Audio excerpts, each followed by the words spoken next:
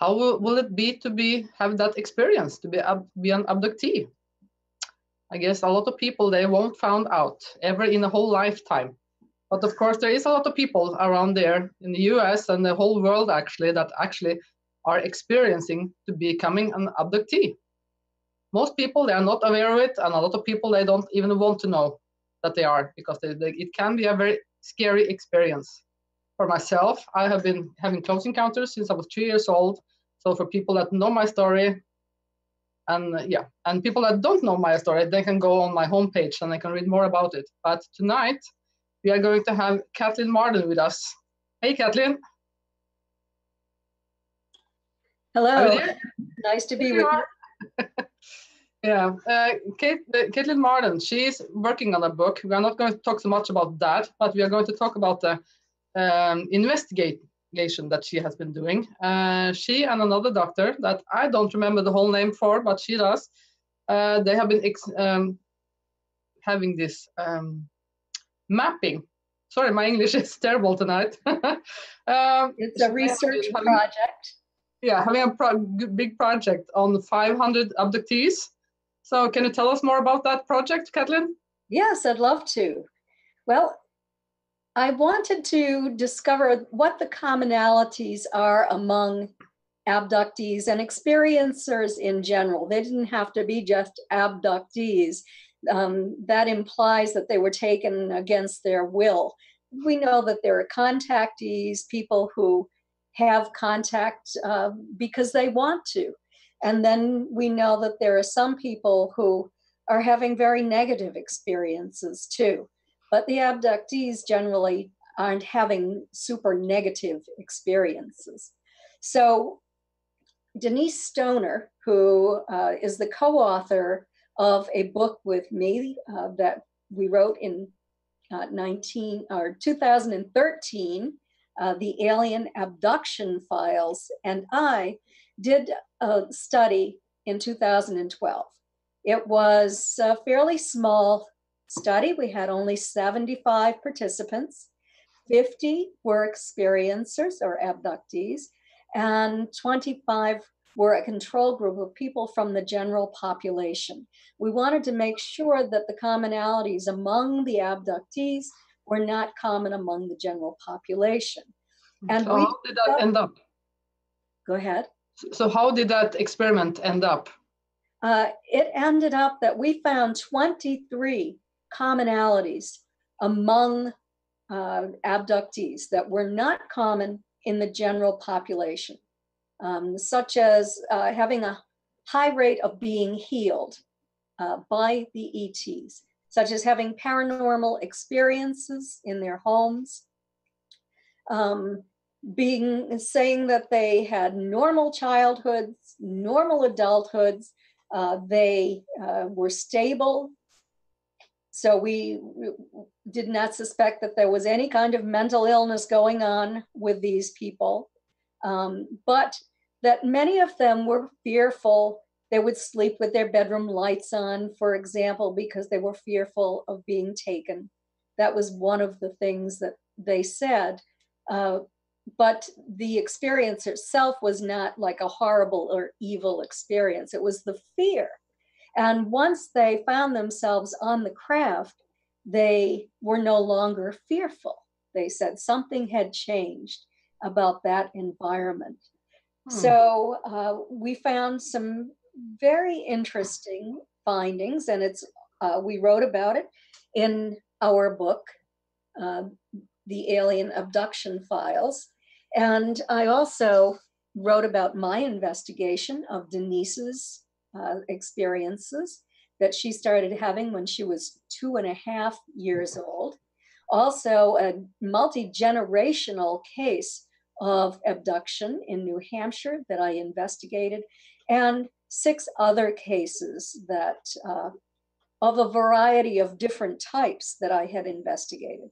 So then, as MUFON's Director of Experiencer Research, I wanted to expand upon that study that we did in 2012. And in 2015, on SurveyMonkey, I posted 118 questions. And the members of my team, we have a team of about 28 people now who support experiencers on a day-to-day basis. So when the members of the team would speak with experiencers and they thought that they were really having a true interaction with alien entities, extraterrestrial entities, they would ask them to complete that questionnaire. We wanted to set a limit of 500 people. And what we ended up with was 516 who had completed. That's a lot. That's a good bunch of people. Were all of them Americans? No, they were from around the world. Mostly Americans and Canadians, but I did radio shows too, and I talked about it. And MUFON is an international organization too. So we had people from other countries who participated too. We had people from Africa, from Asia, a lot of European people, so Australian people. So we had quite a good background of people, and of all different races, all different religions as well. So even though it was mostly Americans, it was there were a lot of people who could understand English and take the survey because it was written in English. So I was really pleased when we finally, after all that time, in 2018, had all of the statistics we needed. And so I thought, well, what is the best way to analyze this? How do we really know who has had an experience and who hasn't? So what I had done is to write some trick questions into the survey. And if people answered those trick questions saying, oh, yes, this happened to me, and I knew that that didn't happen to experiencers, then I could eliminate those surveys. But you know what, in another hand, how can you know? Of course, now I don't know your tricky question. The trick question? Well, it's a made-up word. It's a made-up word that doesn't exist. Okay.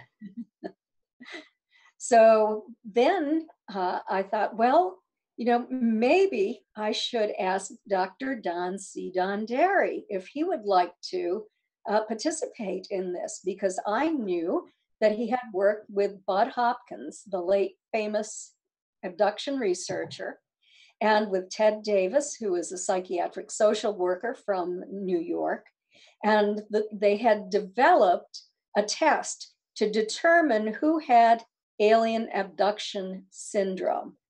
And what that test did is it divided people into 3 different categories.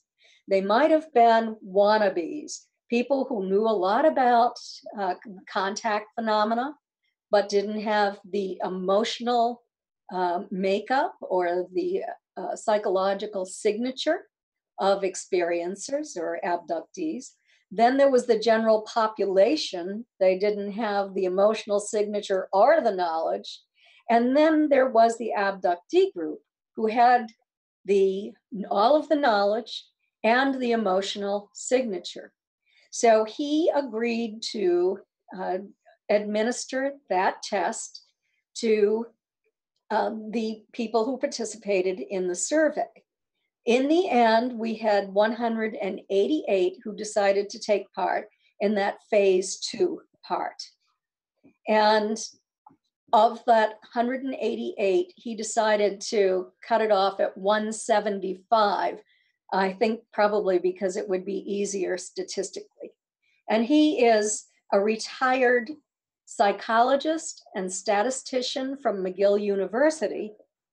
And he has spent his entire lifetime, professional lifetime, doing research, social research. So this is a guy who really knows what he is doing in terms of social research projects, in terms of getting good results. That's very, very important. Yes. And even though I called this a survey, MUFON's experiencer survey. It wasn't your typical survey, because your typical survey goes out to thousands or millions of individuals across the general sector of the population. That's not what I wanted to do.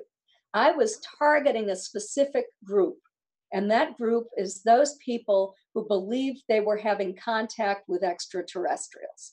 That was our target group.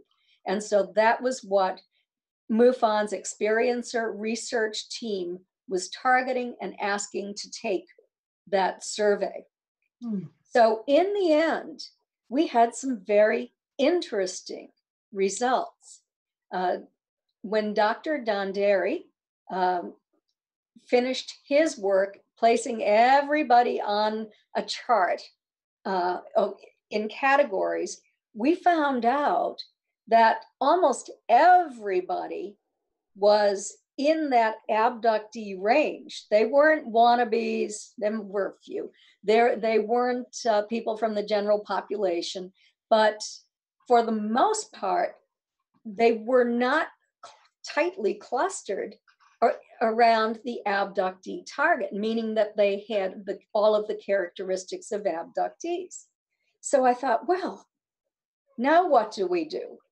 And I thought, well, we should compare those who were closest to the target to those who were furthest away from the target, and also to all of the experiencers who took part in this survey. And what we found is that those who had alien abduction syndrome had characteristics at a very high rate, and much, much higher than the survey takers in general. And among those who were furthest away from the target, but still abductees, we found that there were the contactees, those who were having very positive contact with non-human entities, often during meditation or in CE5 experiments or through channeling. We found a lot of these people who were in this group, but they didn't have alien abduction syndrome, understandably. They didn't have that emotional signature. They were not taken against their will.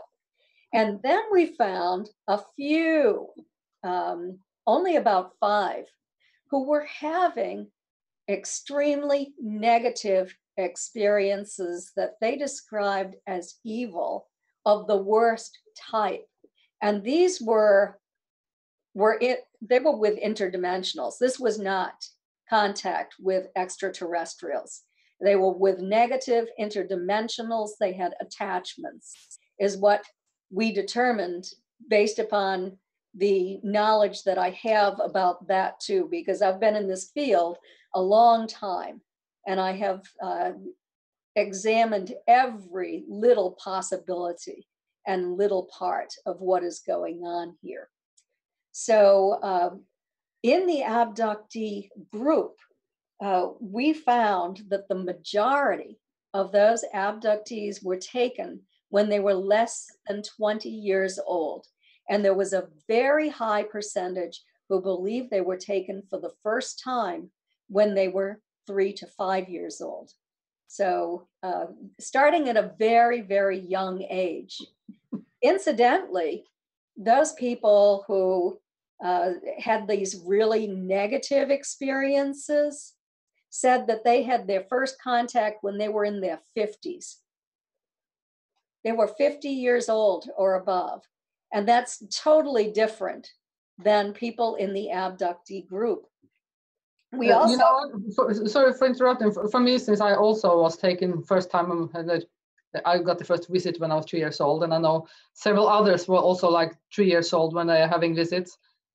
Perhaps as a little joke, perhaps they are showing off early. So yeah, they can make you, what's the word for it?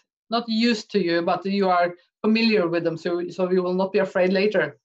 Because when I was 3 years old, they didn't do anything. They were just showing up and looking at me, and we had this contact, this telepathy contact, and that was it, nothing else. And then they left again. So for me, it was a good experience. But of course, later on, there were more going on. And for a lot of people who were taken that young, it was a good experience. If under hypnosis, they can remember being on the craft and laughing and playing with other children and even hybrid children on the craft. They can remember orbs and playing a game with orbs where they would move these orbs with their mind. They would remember learning things, feeling that they had a very special role to fulfill later on in life. And so it was pleasant. The only thing is, they didn't have conscious recall oftentimes of what happened on that craft. So later on, if they did remember being taken, these non-human entities showing up in their home and taking them to a craft, and later on they're put on a table, then that's what they're remembering, and they're very, very frightened of this. So, but I believe that the entities didn't really understand the way we humans are, the way we think, and that we wouldn't remember what had happened when we were young children. But you know what? Sometimes I also think that a lot of times when we human are feeling fear, it's also because that we are experiencing stuff that we don't know anything about. That is something new to us. That's why we're getting afraid. But it doesn't mean the same that the thing that we are experiencing that are dangerous. If I'm comparing that kind of visit like a dentist hour.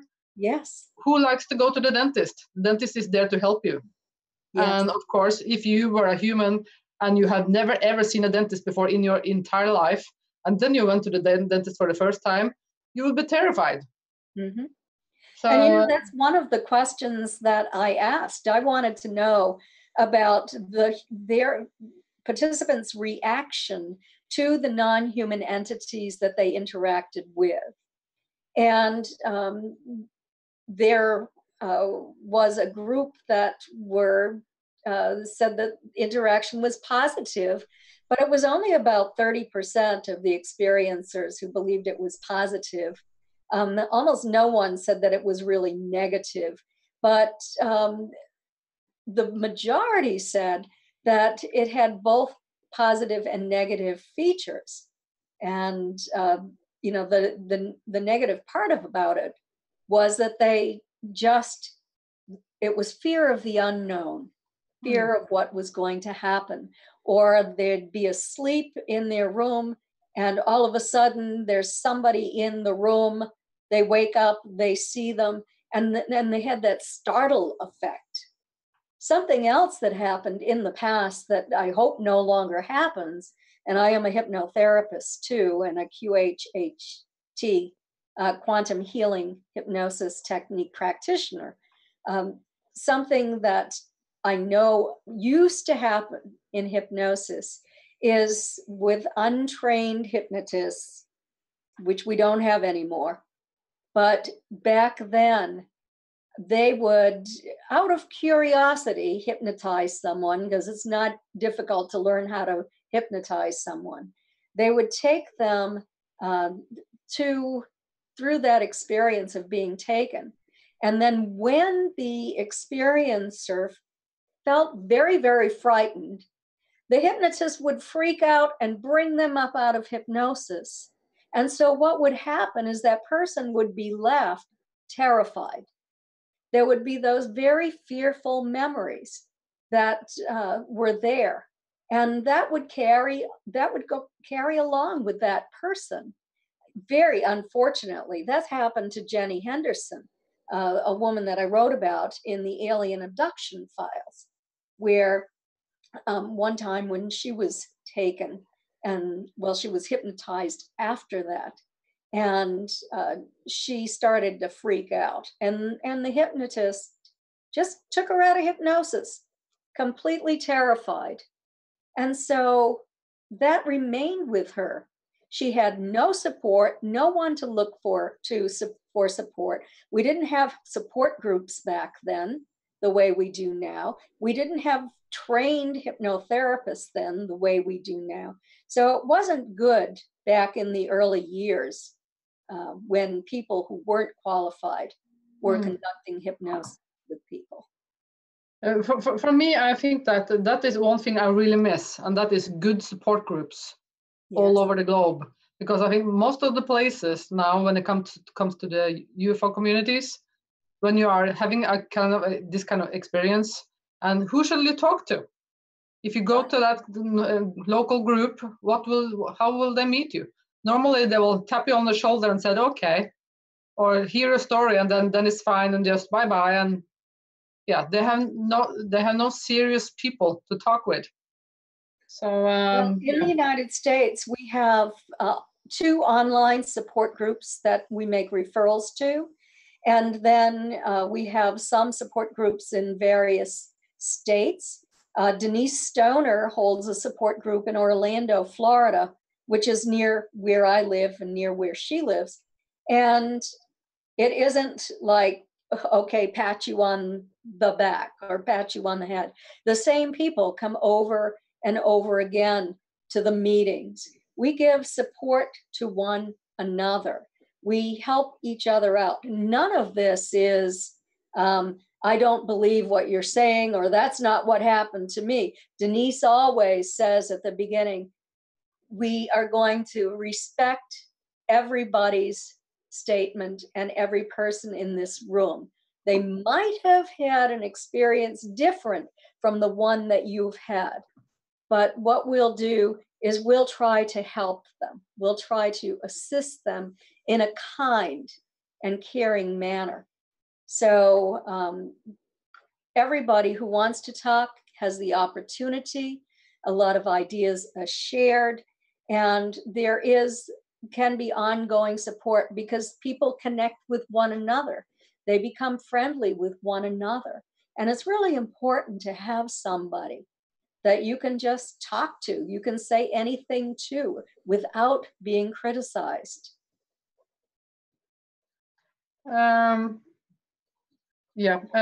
me, I think that it would have been very important if you could make this kind of study and to make it worldwide in a bigger scale. Absolutely. Let's say that everyone in this world that are thinking that they're having a close encounter and they know that they are an abductee, that they can go into this specific address on the internet and fill out these forms, and you could have this massive, huge, material that we could study. Yes, and the Edgar Mitchell Foundation for Research into Extraterrestrial and Extraordinary Encounters has done a very large survey, experience or questionnaire survey. They didn't have a control group like we did, but Ray Hernandez, who is a Miami lawyer, started the organization with Edgar Mitchell. I'm on the board of directors, actually, of that organization too, and have written a chapter in their new book, Beyond UFOs, The Science of Consciousness and Contact with Non-Human Intelligence. And so they had well over 3,000 participants. It's probably up to 4,000 now. It's in English, it's in Spanish. It might be in French now. I know that Ray was trying to get it put into French and also other languages. He's always looking for someone who speaks a different language, who is willing to rewrite that questionnaire, and so it can go out around the world to people who don't necessarily speak English. But is it possible to make a database over this? A database that you can have everything. It's like a data bank. You know what that means? Oh, yes. Yeah. Well, where you can have everyone input their information, or a data bank of the characteristics. No, I was thinking that if for me that are sitting in Norway, if someone here in Norway I want to fill out that form, so they can just go on online and fill out that form, and that is ready in some place in the US or yeah.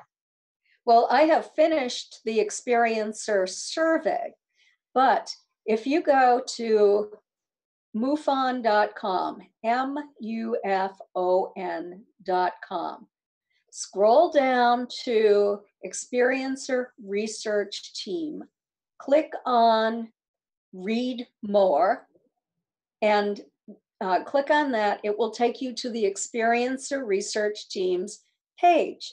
And I happen to be the director of that team. At the top of that page, it says Experiencer Questionnaire. And so you click on that and it brings up 30 questions. So you fill that out.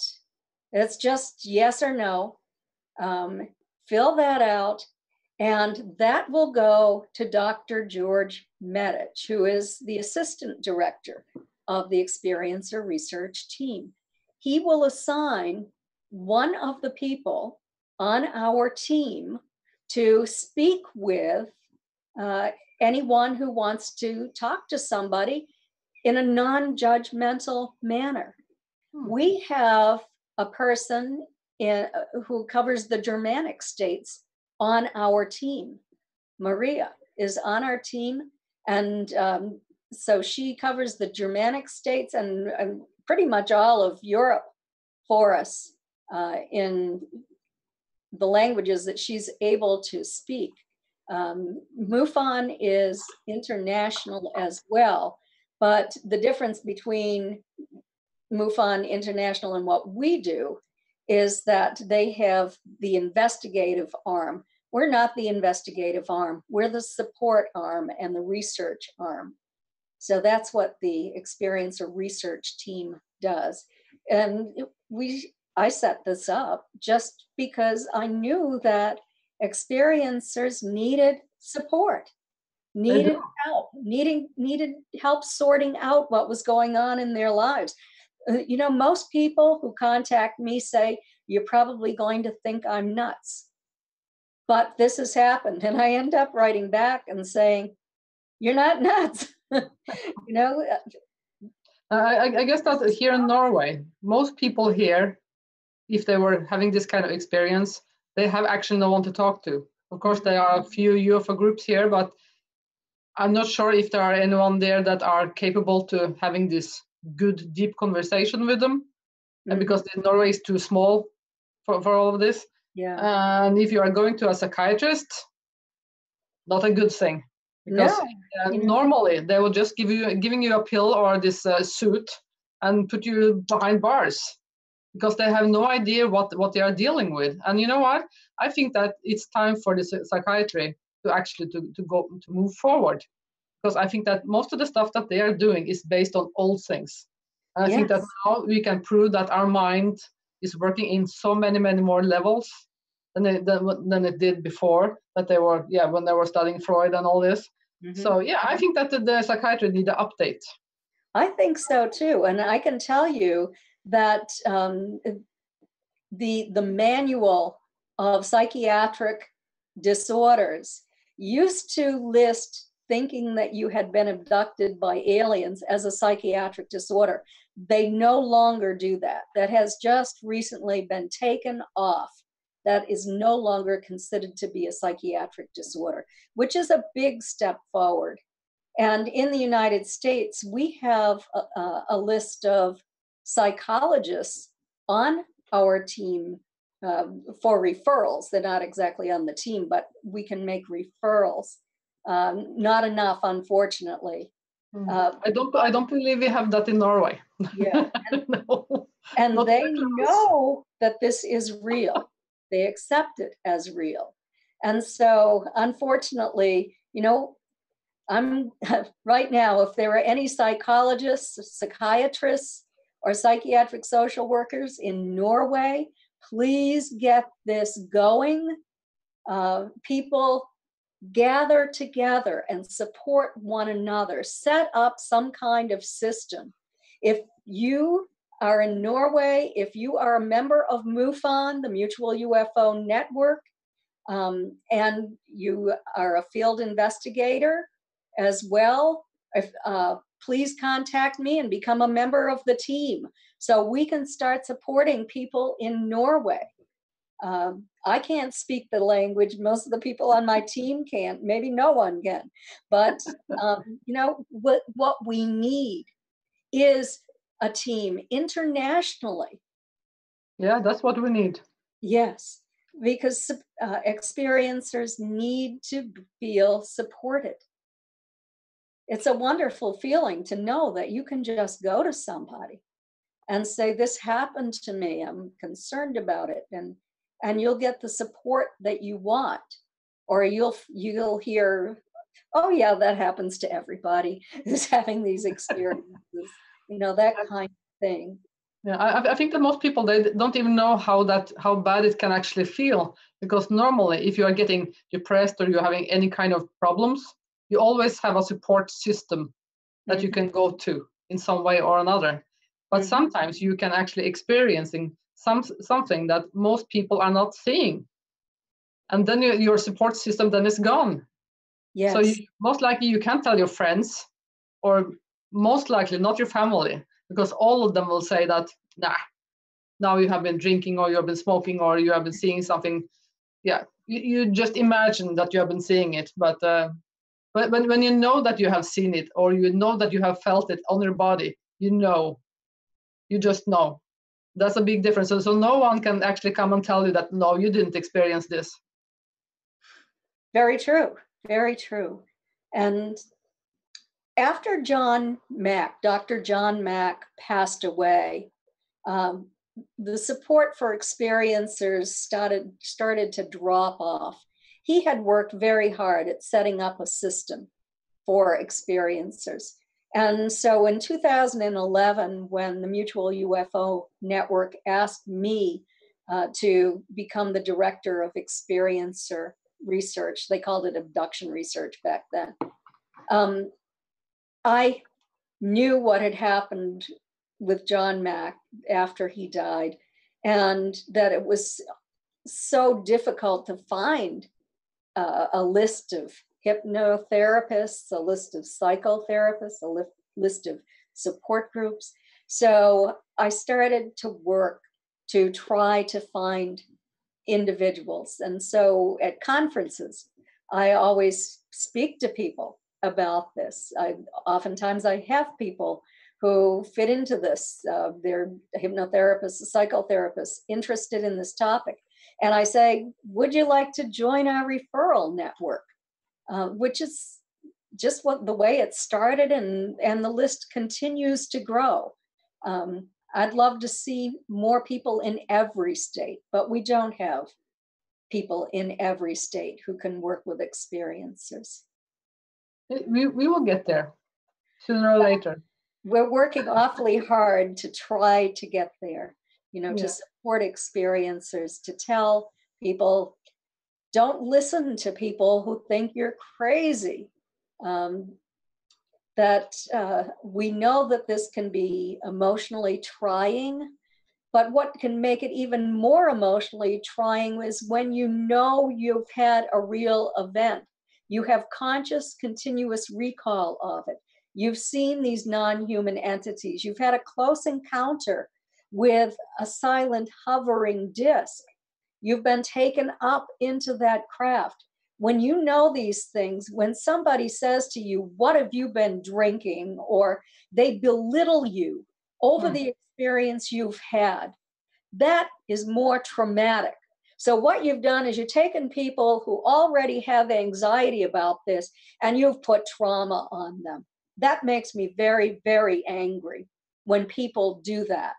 It's not right.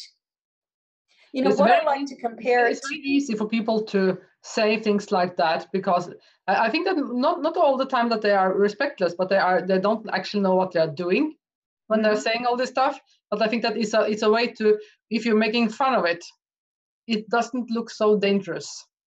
Because I guess that if that would be happening to themselves, how would they react? Well, I think people have been conditioned too. to react in that manner. I can tell you that back in January of 1953, in the United States, the CIA held a meeting. It was called the Robertson Panel, and they selected a few government scientists to examine the evidence and to carry out a program. And what they decided to do after they examined the evidence is to debunk UFO sightings, particularly those sightings where there was evidence and credible witnesses. The plan was, well, let's publicize this, and then let's have a scientist come on and give it a prosaic explanation or a common explanation so that everyone can laugh at that person. And then maybe people will stop reporting these things. So the CIA was behind this disinformation campaign that was supposed to belittle credible people. And that carried on for many, many years. I think that it might have ended now. I'm not positive about that.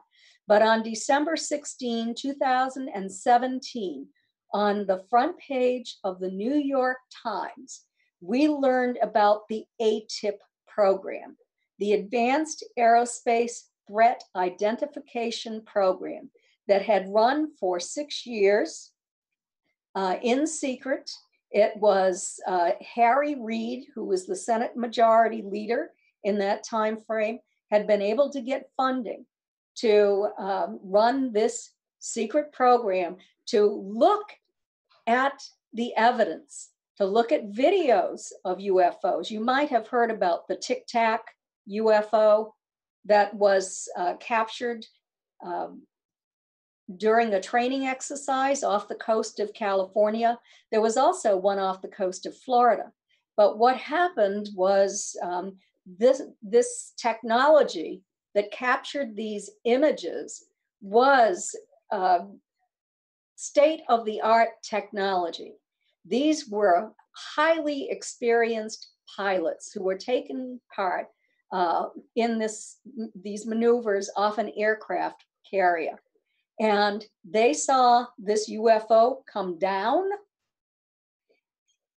At the end, it came down and hovered over the ocean, just feet above the ocean. And there appeared to be some kind of object submerged under the water. And it bounced back and forth like a ping pong ball before it ascended into the air again and then left our airspace. There has been a scientific analysis going on. It was headed by Luis Elizondo, who, if you read his credentials, he is a very, very bright man. He's a scientist. He was an intelligence agent. He worked for the federal government at the Pentagon running this program. And there is metamaterials that had been recovered according to the reports that I've read that seem credible. And they are being stored, as I understand it, at Bigelow Aerospace in Nevada. So an organization formed after that program closed down. Luis Elizondo left the program because of the secrecy. He just didn't like working under all of this secrecy. And so it is continuing to be run by the CIA and by the Navy. We don't know what they have recovered. But there is a rock star in California who formed a group, and it's the Academy to the Stars group. And what he has done is he has been able to attract Luis Elizondo, who ran that program. And what's the name of that rock star? I'm trying to think. It will come to me. I'm sorry. I can't remember right at this moment. I don't know why, but I can't remember everything. But I'll let you know when it comes to mind. Yeah. But so we have former government scientists, former CIA high-level people who have formed this group, who are attempting to research this, to investigate this scientifically, to know exactly what is going on. So I'm very excited about this. I think that the aura of secrecy is beginning to lift. There's still a lot of information that we don't know about, highly classified information. But what can be declassified is being declassified. And his name is Tom DeLonge, the rock star. His name is Tom DeLonge, who started this. And pretty amazing that he had that idea and that he was able to pull that off and to attract these people, because they're actually trying to discover how these crafts can get here from there. What is actually happening? We know that there are very powerful magnetic fields, electromagnetic fields in this craft. And it has something to do, I think, with being able to produce their own gravitational field inside that craft. It seems that they are able to travel here through some kind of interdimensional portal, in my opinion, based upon my personal knowledge of what is going on. And I've done a great deal of research and I've talked to many scientists. You know, we know that those non-human entities come into our house through an interdimensional portal. We know that the atom is 99.9% empty space. We know that theoretically everything has a vibrational frequency. Nothing is perfectly still. We're all moving. Our energy is moving. So what the scientists, the theoretical physicists that I've spoken to have told me is, if you can line up frequency and phase, then atoms can interpenetrate. And this seems to be a viable theory on how these entities can pass through solid surfaces such as closed windows or ceilings, and to be able to take the human body, if they need to take it, onto that craft. We know they don't always take the human body. Sometimes it is an out-of-body kind of experience, but oftentimes there is something that needs to be done, tweaking.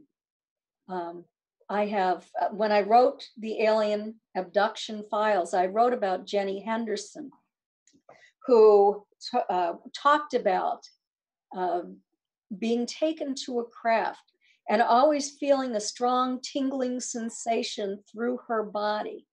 And they would tell her these things. They would say, "Don't be afraid.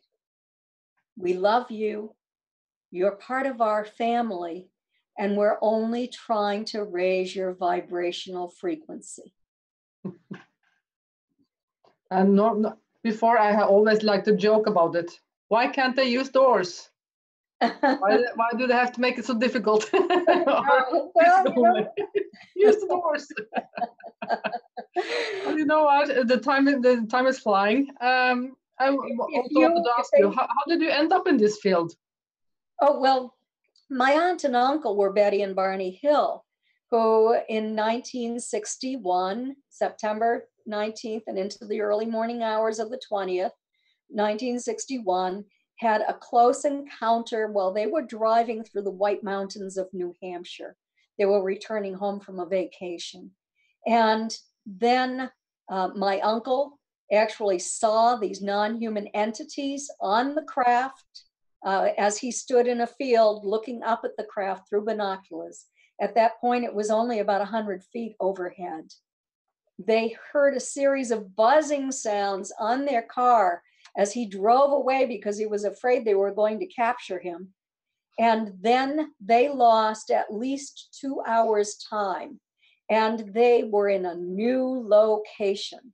They had some memories of finding themselves on a new road, a dirt road with tall trees all around. They had some memories of encountering a roadblock.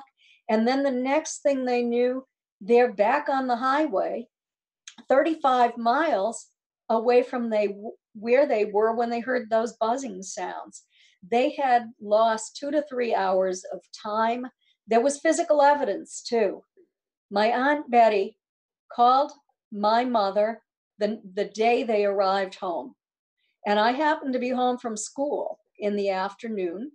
And so I overheard Betty's conversation with my mother. I was really excited. I wanted to go down and see the evidence and hear the story myself. So within... I'm sorry to interrupt you, but I think I remember that I heard something that there was some dust, some special dust or something on her dress.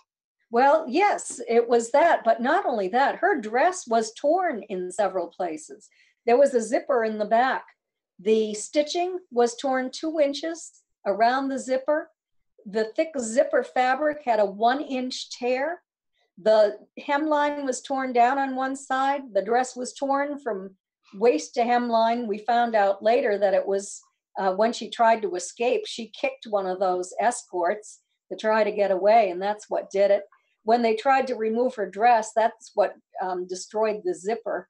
But she knew it had to be repaired, so she put it in her closet. The next time she took it out, it was covered with a pink powdery substance. That dress has been analyzed in 6 different scientific laboratories now, always with anomalous results. There's speculation about what it is, but what makes it anomalous is there is no conventional explanation for how that happened. It seems to relate to Betty's memories of being on that craft that were recovered through hypnosis. And you know what, when we are talking about that, a lot of times this is running with the family, and you are also family. So you had some experiences too, didn't you? Yes, I did. When I was 18 years old, there was a craft that landed within 250 feet of my house. There were 2 people who observed that craft. It happened because my Aunt Betty was trying to do contact experiments with a team of scientists, and she wanted that craft to land on my grandparents' farm. So she was sending these messages out, please land on the Barrett farm in Kingston, New Hampshire. And sure enough, one did come in for a landing. It left physical trace evidence. So we had the witnesses, we had the physical trace evidence. What we never told anybody was that my mother and I had memories of finding ourselves on tables on that craft that night. And it makes sense. Why would it just land? They didn't come in for a coffee break, you know? No. Normally they don't. Perhaps ask them next time, want to try this? Yes. Because we must have a little fun with them. They are our neighbors somewhere. So yeah. Yeah, but I was told never to say anything about this because my aunt and uncle were the subjects of a disinformation campaign. There were government disinformants who attempted to destroy their story, destroy their credibility, their reputations. They did everything for many, many years. I've been able to expose all of this now. And in my new book, Fact, Fiction, and Flying Saucers, I've given a lot of information about the disinformation campaign with the documented evidence, not necessarily against Betty, but against a lot of different experiencers and UFO witnesses. This is the book, Captured, that I wrote about Betty and Barney. And Stanton Friedman, nuclear physicist, is my co-author on those two books. So, but yes, there was a disinformation campaign. And that's why I did keep my mouth closed, and why my mother, who had missing time events as well, never went public. Because why destroy the whole family? Why cause agony for everybody? I'm 70 years old now. My mother has passed away. And many, many times over the years, people have said, have you had an experience with a UFO? And I'd always say, well, in 1966, I saw one. But I would never, ever state what had happened, what I remembered. I had a lot of conscious memory of these experiences. In fact, when Dr. James Harder hypnotized me and other members of the family back in the 1970s, he gave us the post-hypnotic suggestion to remember our events. And we started remembering them. So I think that's why I have a lot of conscious recall. I have had a couple of hypnosis sessions as well. Yeah, that's the same thing as me then. I also remember some of the stuff, and the rest of the stuff has been, reminding me through hypnosis. Mm-hmm. So it just took me years to overcome the fear of it. Yeah, but I think that's the thing that actually need to go gradually. For me, of course, when I was 2 years old, I was believing it was Santa. When I was 10 years old, I was talking about aliens and other solar systems and all that. Normally I was drawing horses, but now I was drawing this little gray man with big black eyes instead. And of course, when people around you, they are not listening. They're just thinking that you're a strange kid. So of course you stop talking about it. And over the years, when I was getting older, around in my 30s, when there was getting a lot of activity back.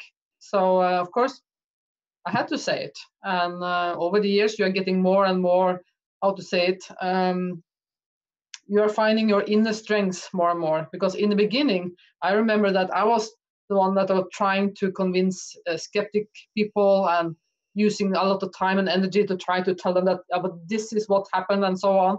You know what? Now, I don't even bother. I said, you know what? I don't believe I know. And that's a huge difference. Yes, there absolutely is. And what I discovered is with those skeptics who were so terrible to my aunt, they started to try to attack me as well. And what I compare it to is being in a Shark Tank. Because if you try to defend yourself, somebody will come up back and change the subject. And it will be one attack after another. So what I decided to do is I would say, I'm not going to give you attention, public attention for what you're doing. But if you would like to have the evidence, if you would like to talk to me respectfully and privately, I'd be very happy to share the evidence with you. How many people do you think said yes?